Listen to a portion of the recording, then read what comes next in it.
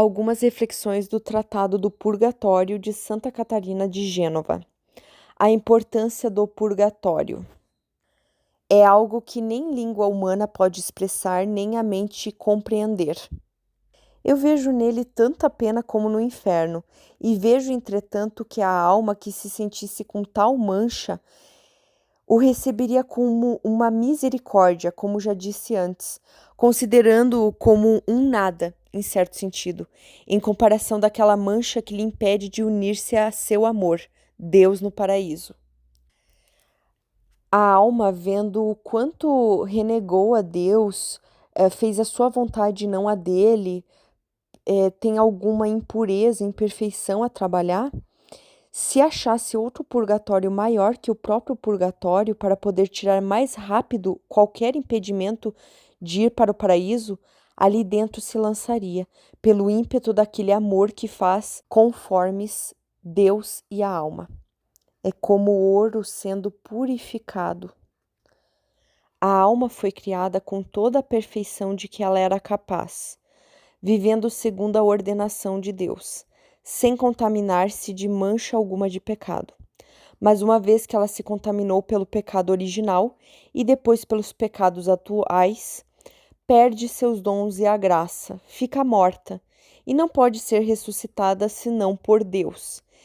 Ressuscitada pelo batismo. Fica nela a má inclinação que a inclina e conduz, se ela não resiste ao pecado atual e morre assim outra vez.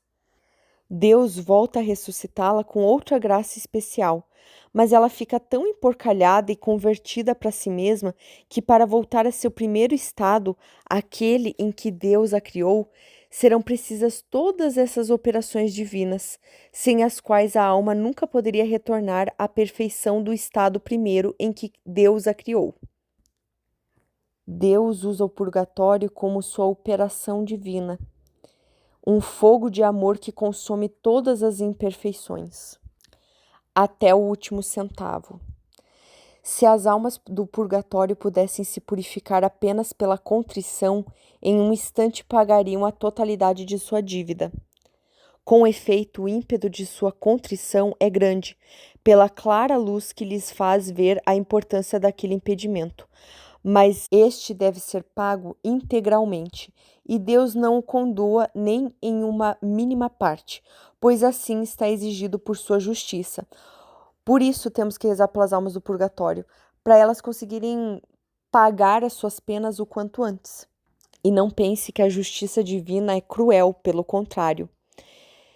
Se diante de Deus uma alma se apresentasse para entrar no paraíso, faltando 1 hora no purgatório, essa alma se afligiria muito e seria a coisa mais cruel que qualquer purgatório, porque aquela alma não suportaria a suprema justiça e a suma bondade divina. Esta pena intolerável afligiria a alma quando visse que sua satisfação oferecida a Deus não era plena, embora só lhe faltasse um piscar de olhos de purgação. Com efeito, a estar na presença de Deus não totalmente purificada, preferiria se jogar imediatamente no inferno se pudesse tomar essa decisão. Então, o que acontece?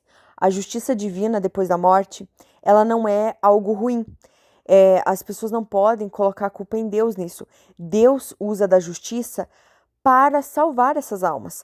Porque se ele quer a bondade e a misericórdia. No Diário de Santa Faustina, Jesus fala: por favor, usem da misericórdia, por favor, usem a liberdade de vocês e peçam, implorem a minha misericórdia. Eu quero dar a minha misericórdia enquanto vocês podem escolher.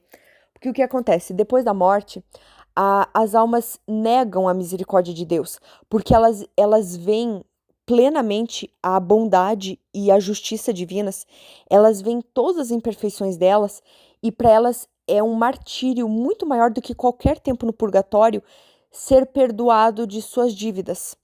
Então, enquanto a gente está aqui na Terra e nós somos ainda ignorantes, é o momento de usar da misericórdia. Porque quando a gente tem uma visão total da bondade divina, a gente não, a gente exige para a nossa alma justiça. Então, o que acontece? A pena ser completada plenamente no purgatório não é algo só que Deus exige, é algo que Deus coloca na sua justiça e a alma implora para ser seguido, porque ela preferia se jogar no inferno a receber a misericórdia de Deus vendo os próprios erros. Por isso que Jesus fala tanto nas aparições dele para Santa Gertrudes, Santa Brígida, Santa Faustina, Santa Catarina de Sena e aqui para Santa Catarina de Gênova. Enquanto nós não temos essa visão plena de Deus, vamos pedir, vamos pleitear a misericórdia e rezar por ela, porque isso ajuda muito. Por isso as almas, elas pagam essas penas no purgatório com tanta vontade. Mas não confunda, são penas dolorosas. Por isso a gente tem sim que mirar no céu e não no purgatório e rezar pelas almas do purgatório. O espírito tem um instinto de tirar tudo o que impeça sua perfeição, e a alma está disponível a agir com tal crueldade que se jogaria no inferno em nome da justiça divina após a morte.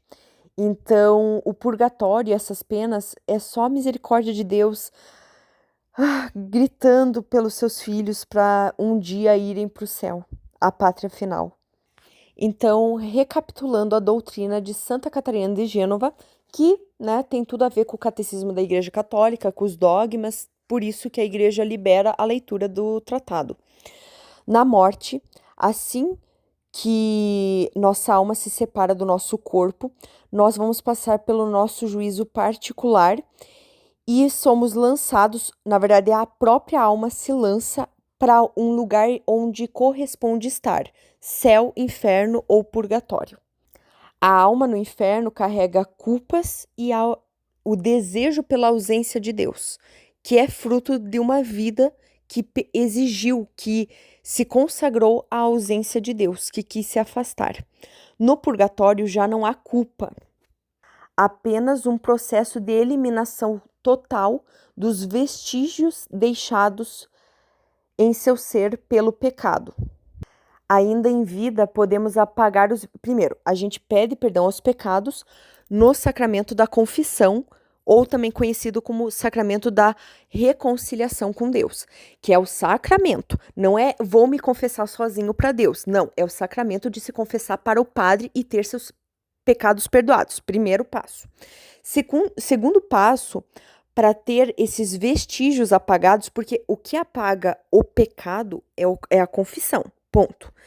Mas tá, apaguei os pecados pela confissão. Como que eu apago o vestígio do pecado?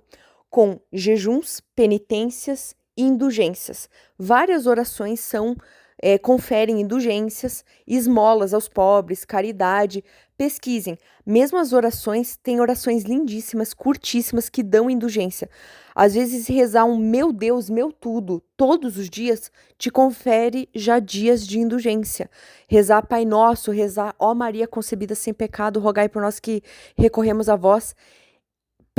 Ter indulgências não é tão difícil quanto parece, mas a gente tem que ter o ímpeto de ir pesquisar e se confessar, ir na missa, rezar e ver essas orações, por exemplo, que dão as indulgências, fazer atos indulgenciais. Porque o nosso ideal é ir para o céu o quanto antes, não ficar passando nenhuma fase no purgatório e o quanto menos, melhor. As penas pagas no purgatório são dolorosas, então a gente tem que rezar pelas almas do purgatório, mas elas provam mais uma vez a misericórdia de Deus, porque o purgatório é uma exigência ontológica do próprio ser da alma em nome da justiça.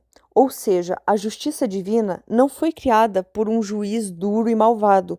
Deus criou como outro ato de misericórdia, porque as almas, depois que morrem, elas clamam por essa justiça sendo aplicada, para elas se sentirem bem, como uma alma que é convidada para uma festa e não se sente bem com as suas vestes.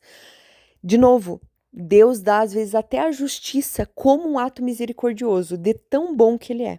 A alma do purgatório perde toda a atenção de si mesma ou de suas companheiras de purificação, absorta no amor de Deus. E essa é parte da tortura e da benevolência. Ela foca tanto em ir para o céu com Deus que nada mais importa. Mas, ao mesmo tempo, é essa a grande tortura do purgatório: ver Deus, contemplar o paraíso e ainda ter uma pena a ser paga. É como uma pessoa com fome vendo um pão e não podendo alcançá-lo. Ainda mais esse pão que é o pão da vida, é o pão da misericórdia, é o único pão que tem valor. O fogo do purgatório, ao contrário do fogo do inferno, não é uma punição, só que não é com o intuito de machucar, mas sim de purificar, de limpar o ouro para entrar no céu, de tirar a ferrugem, a mancha do pecado. Amor e dor parecem crescer no purgatório em acelerado progresso.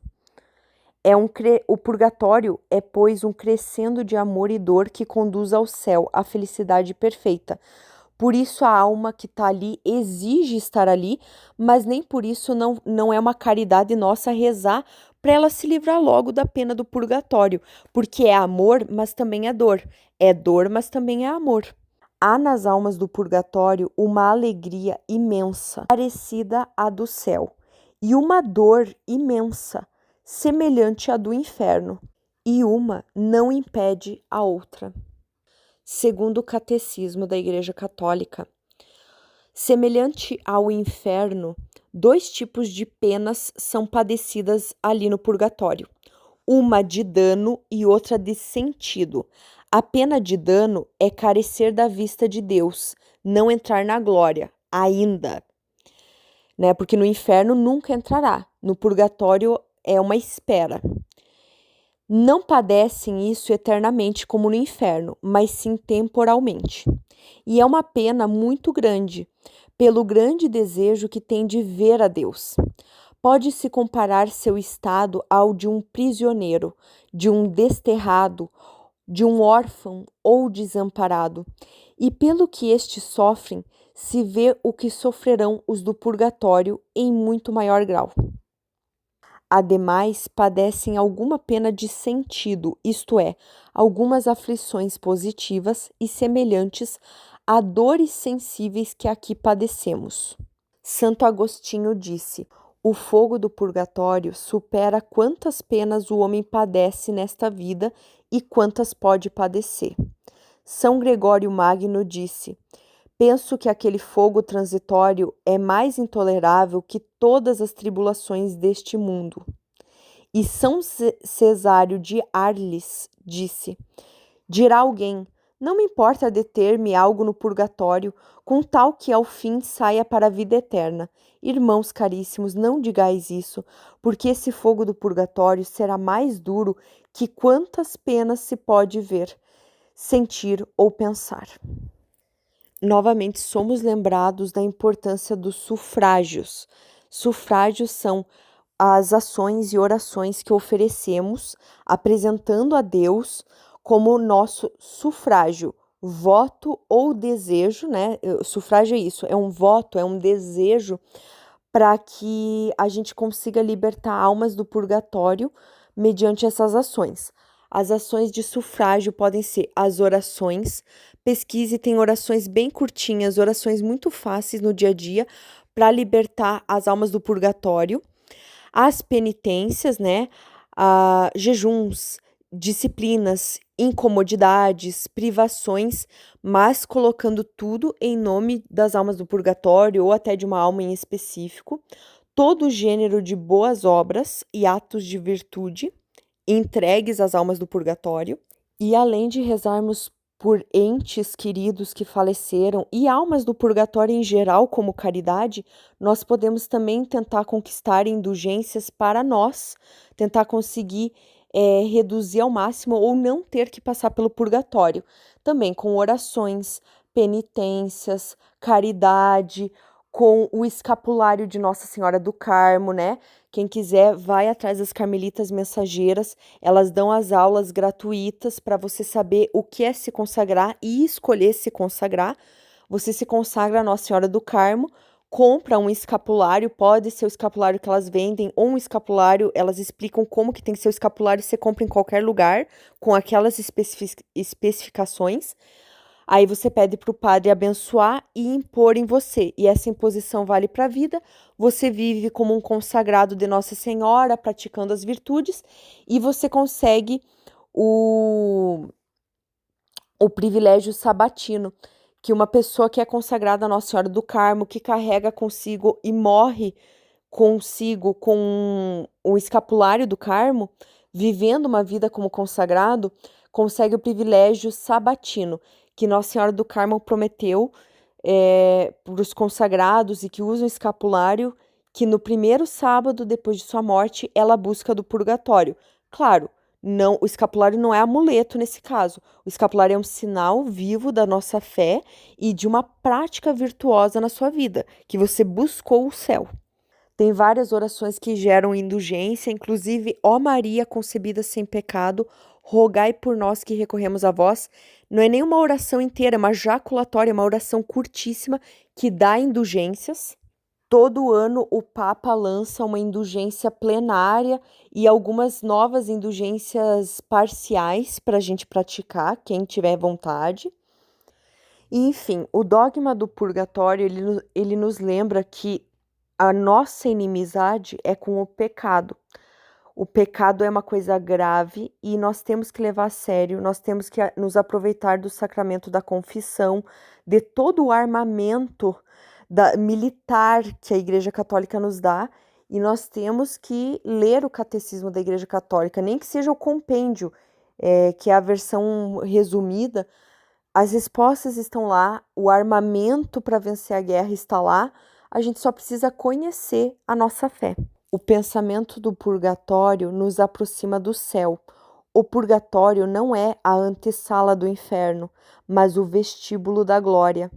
Não é um inferno provisório, mas um intervalo antes de entrar no céu, que é a nossa pátria final. Então nós temos que começar a pensar como exilados que somos e lembrar que existe uma pátria final em que queremos chegar.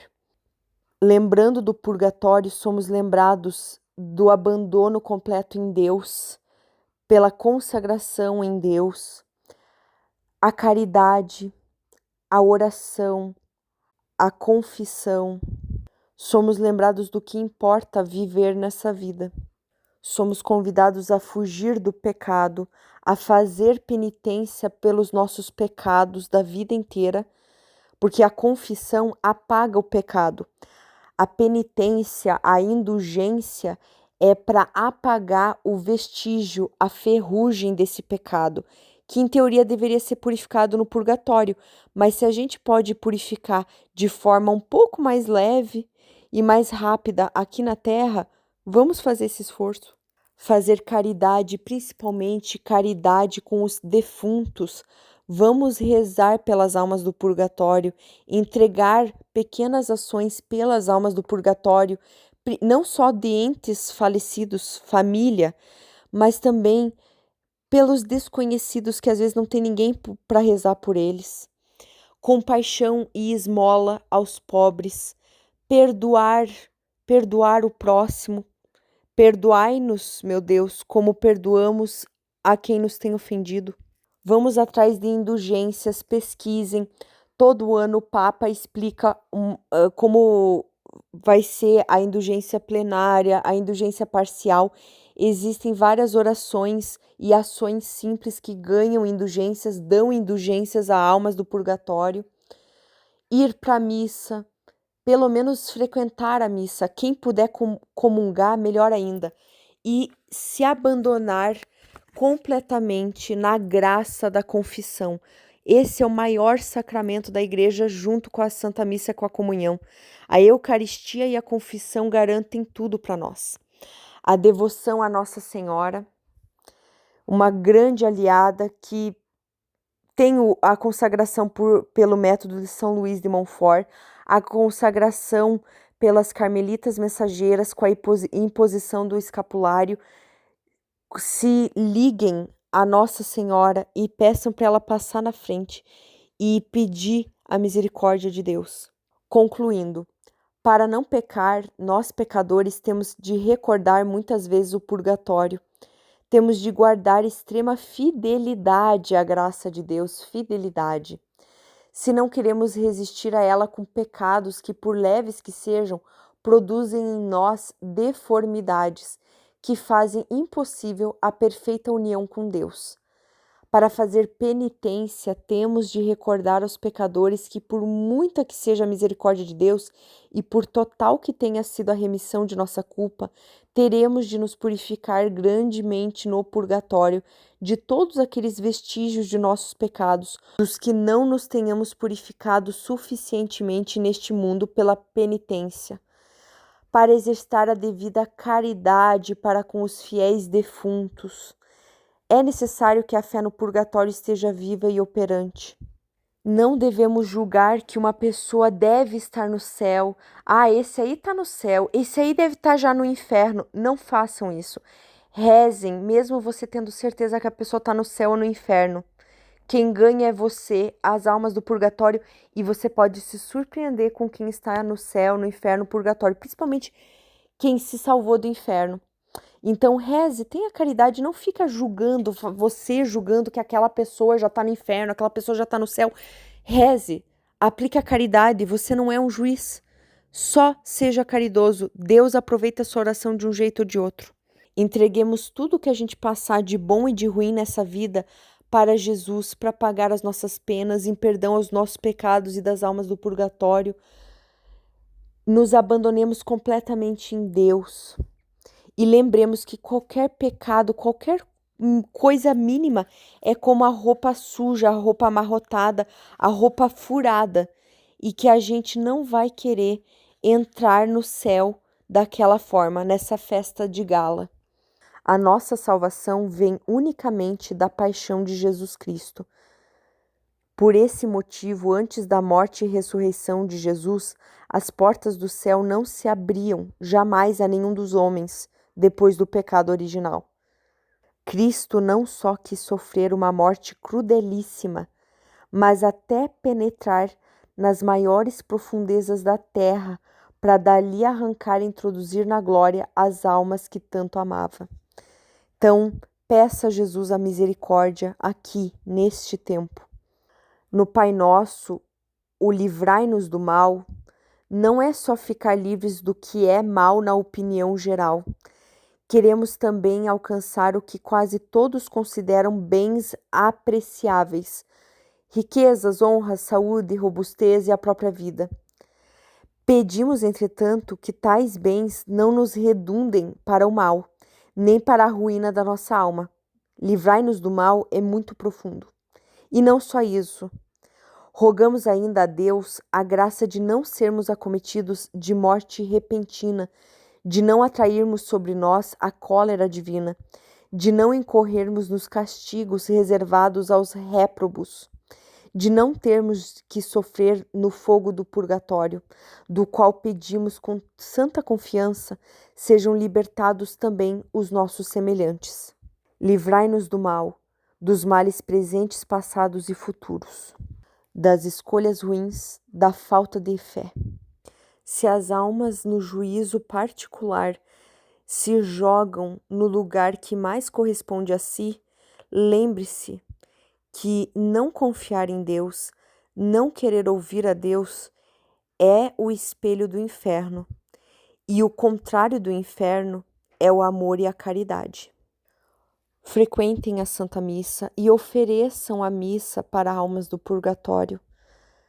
Há valor maior nessa vida do que uma Santa Missa, do que Jesus Eucarístico? Não há.